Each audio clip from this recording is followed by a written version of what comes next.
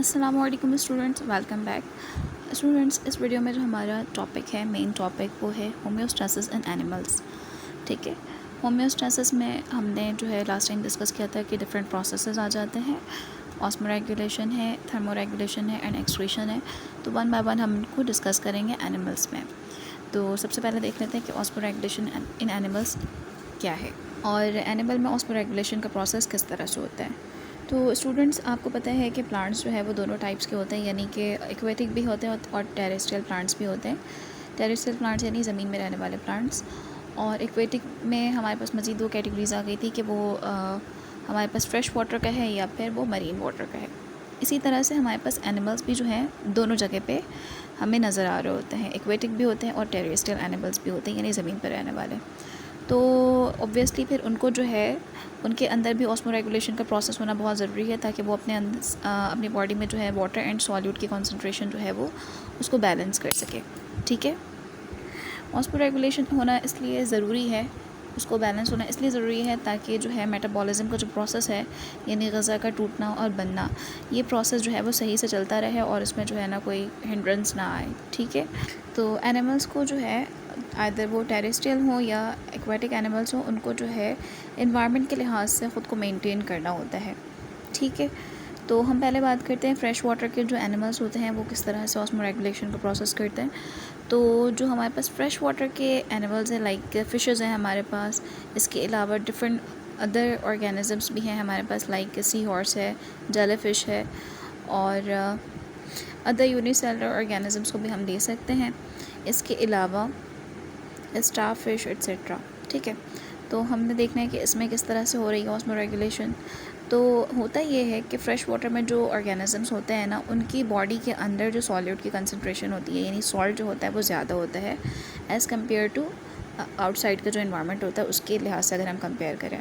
ठीक है।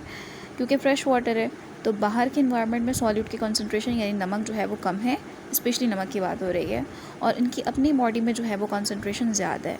तो इस सिचुएशन में क्या करते हैं, वो उनको अपनी बॉडी में रेगुलेट करना होता है सॉल्ट को, क्योंकि सॉल्ट उनकी बॉडी में ज़्यादा है। तो वो क्या करते हैं, ज़्यादा से ज़्यादा पानी को कंज्यूम करते हैं, अपनी बॉडी में लेकर आते हैं। जब वो ज़्यादा कंज्यूम करेंगे तो ज़्यादा जो है यूरिन की प्रोडक्शन होगी। वो क्या करेंगे, एक्सपेल आउट वो जो एक्स्ट्रा अमाउंट ऑफ सॉल्यूट है उनकी बॉडी से वो निकाल सकते हैं ईज़िली।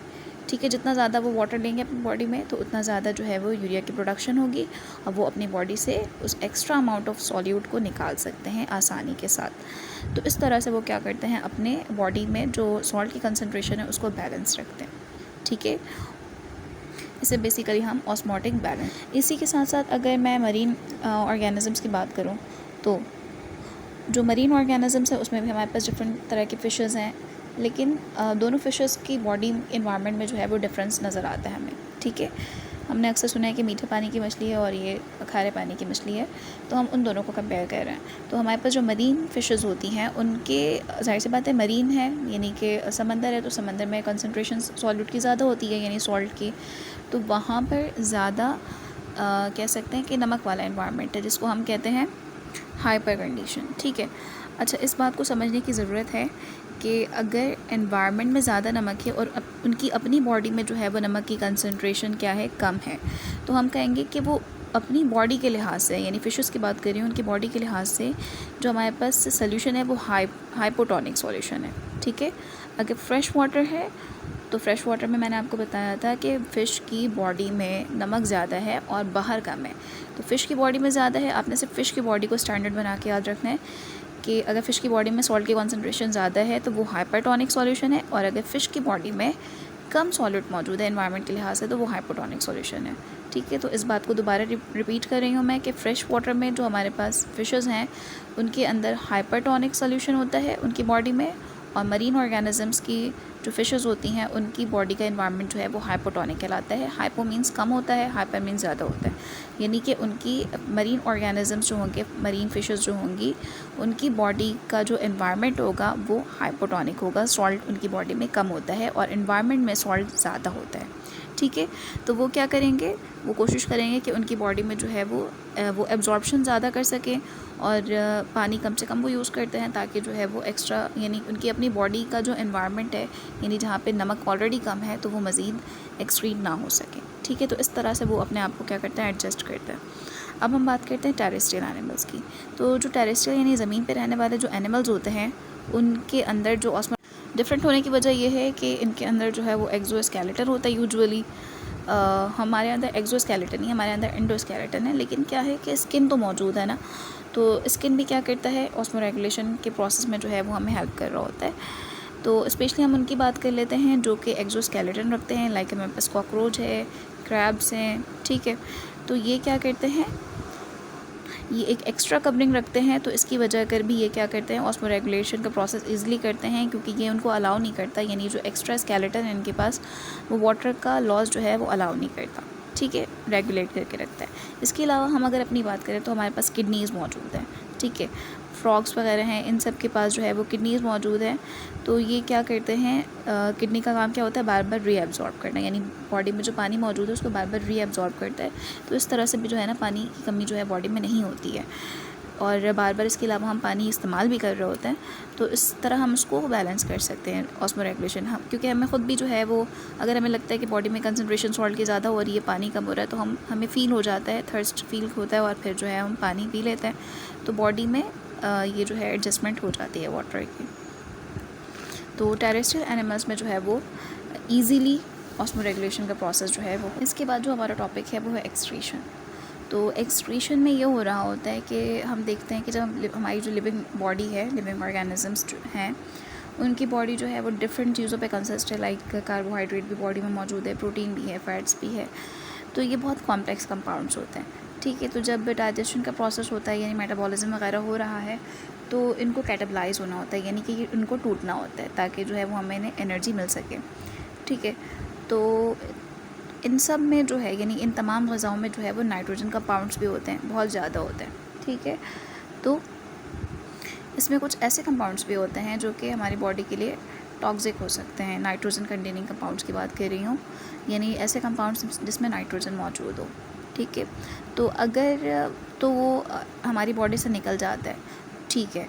अगर नहीं निकलता है और अगर उसकी डिपोजिशन हो जाती है बॉडी में या ब्लड वगैरह में, तो ये ना सिर्फ सेल्स को डैमेज करता है बल्कि साथ साथ ऑर्गन्स को भी डैमेज कर सकता है, ठीक है। तो ये जो टॉक्सिक कंपाउंड्स होते हैं उसमें हमारे पास अमोनिया है, यूरिया है या यूरिक एसिड वगैरह है, इन सब में नाइट्रोजन मौजूद है। तो ये कैटाबॉलिज्म के नतीजे में जो है ना ये बन जाता है, ठीक है। हम इसको डायरेक्टली यूज़ नहीं कर रहे बल्कि ये प्रोडक्शन होती है इसकी बॉडी में, बॉडी खुद बनाता है। तो ये जो हमारे पास जो डेंजरस तरह के कंपाउंड्स हैं जिसको हम टॉक्सिक कंपाउंड्स कह रहे हैं, उसका बॉडी से निकल जाना ही क्या कहलाता है, एक्सक्रीशन कहलाता है, ठीक है। जबकि अगर हम प्लांट्स की बात करें तो प्लांट्स में जो एक्सक्रीशन का प्रोडक्ट है वो जो प्रोसेस है वो थोड़ा डिफरेंट होता है, ठीक है। होता क्या है, और हमने इसको पहले डिस्कस भी किया है। प्लांट्स में क्या होता है कि प्लांट्स जो है वो बेसिकली क्या होते हैं, ऑटोट्रॉफ्स होते हैं। ऑटोट्रॉफ्स ऐसे ऑर्गेनिजम्स को कहते हैं जो कि अपना फूड खुद प्रिपेयर कर लेते हैं, ठीक है। तो यानी वो कार्बन डाइऑक्साइड और वाटर को एब्जॉर्ब करके जो है वो ग्लूकोज़ की प्रोडक्शन कर देता है और साथ में वाटर भी बनता है, ठीक है। तो बेसिकली ग्लूकोज़ जो है वो तो हम यूटिलाइज़ कर लेते हैं और लिटिल बिट उन्हें वो ख़ुद भी यूटिलाइज़ कर रहे होते हैं, लाइक डिफरेंट प्रोसेसेस में।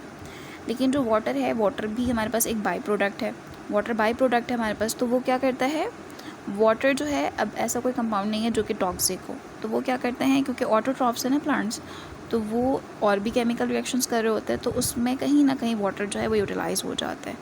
तो ऐसा कोई डिपोजिशन नहीं होती, और अगर होती भी है तो कोई मसले की बात नहीं है, वो एक्सक्रीट आउट हो सकता है ट्रांसपायरेशन या गटेशन के थ्रू, सही। तो प्लांट्स में और एनिमल्स में जो है एक्सक्रीशन का प्रोसेस जो है वो डिफरेंट होता है, ठीक है।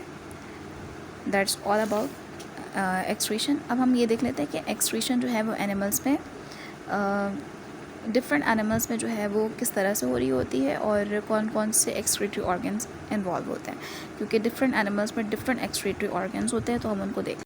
तो बेसिकली एनिमल्स जो है ना वो नाइट्रोजनस वेस्ट जो उनके अंदर बन रहा है वो क्या करते हैं, उसको रिलीज़ कर देते हैं, या तो अपने जो टिश्यू फ्लूइड्स होते हैं यानी कि लिक्विड होता है उसके अंदर, या फिर ब्लड के अंदर, ठीक है। तो उनको जो है ना स्पेशल टाइप के जो है ना ऑर्गन्स अल्लाह ताला ने प्रोवाइड किए हुए होते हैं, उनके अंदर डेवलप हुआ होता है, ताकि जो है वो ईज़िली उसको ब्लड में उन नाइट्रोजनस वेस्ट को ब्लड में जो है वो पहुंचा सके।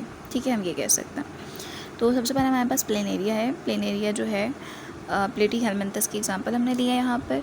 उसका जो एक्सक्रीटरी ऑर्गन होता है वो फ्लेम सेल होता है। ठीक है, यानी फ्लेम सेल के ज़रिए जो है वो क्या करता है, उसको अपने जो एक्स्ट्रा प्रोडक्ट्स हैं, लाइक हमारे पास क्या है यहाँ पे यूरिन होता है। ठीक है, डाइल्यूट यूरिन की फॉर्मेशन वो कर रहा होता है, उसको निकालता है किसके ज़रिए, फ्लेम सेल्स के ज़रिए। ठीक है, और निकालता किसके थ्रू है, उसका सोर्स क्या बन रहा है, टिश्यू फ्लूइड। ठीक है, फ्लूइड से वो उसको एक्सक्रीट आउट कर देगा। सेकेंड हमारे पास अर्थवॉर्म, जो आपकी बुक में एग्जाम्पल गिवन है, यानी कि एनालिड्स का जिक्र किया जा रहा है। फाइलम जो है वो एनालिडा है और उसकी एग्जांपल अर्थवॉर्म है। ठीक है, तो इसका एक्सक्रीटरी ऑर्गन हमारे पास मेटानेफ्रेडिया होता है, और ये भी डाइल्यूट यूरिन के फॉर्म में एक्सक्रीट आउट कर रहा होता है बाय दी सिलोमिक फ्लूइड। ठीक है, फ्लूइड सिलोम कहते हैं कैविटी को। ठीक है, उसके अंदर जो फ्लूइड फिल होता है उसको हम सिलोमिक फ्लूइड कह रहे होते हैं। इसके अलावा हमारे पास कॉकरोच की एग्जाम्पल है, जो कि फाइलम आर्थ्रोपोडा से बिलोंग करता है, और इसका जो एक्सक्रीटरी ऑर्गन है वो हमारे पास मैल्फिजियन ट्यूब्यूल्स है, और ये जो एक्सक्रीट आउट करता है वो यूरिक एसिड की फॉर्म में कर रहा होता है। ठीक है, और इनके अंदर जो है वो हीमोलिम्फ होता है। ठीक है, लिक्विड। ठीक है, इसके अलावा जो है वर्टेब्रेट्स की अगर बात करें, यानी हायर ऑर्गेनिजम्स की बात करें, हायर एनिमल्स की, तो इनके अंदर एक्सक्रीटरी ऑर्गन जो है वो किडनीज़ होती हैं। ठीक है, वैसे तो एक्सक्रीशन में और भी हमारे पास कह सकते हैं कि ऑर्गन्स इन्वॉल्व हैं, लेकिन जो मेन है वो क्या है, किडनी है। ठीक है, और कंपाउंड्स कौन कौन से रिलीज़ करता है, अमोनिया, यूरिया, यूरिक एसिड। ठीक है, अब वर्टेब्रेट्स की बात हो रही है तो सिर्फ एनिमल्स में, इंसान नहीं है। ठीक है, और भी हमारे पास जैसे बर्ड्स हैं तो उसमें यूरिक एसिड रिलीज़ हो रहा होता है। अगर हम अपनी बात करें, एनिमल्स की बात करें, या मैन की बात करें, तो वो यूरिया या यूरिन की फॉर्म में जो है वो कंपाउंड्स को रिलीज़ कर रहा होता है अपनी बॉडी से। ठीक है, और सोर्स क्या होता है, सोर्स जो है ब्लड है, क्योंकि ब्लड में डाइजेशन होती है तो वेस्ट भी उसी में ही प्रोड्यूस होता है। ठीक है, तो ये हमारे पास डिफरेंट ऑर्गन्स थे और सोर्सेज एंड एक्सक्रीटेड प्रोडक्ट्स थे, जो कि डिफरेंट एनिमल्स में बन रहे होते हैं। ठीक है, अब नेक्स्ट वीडियो में जो है वो हम डिस्कस करेंगे होम्योस्टैसिस इन मैन के बारे में। अल्लाह।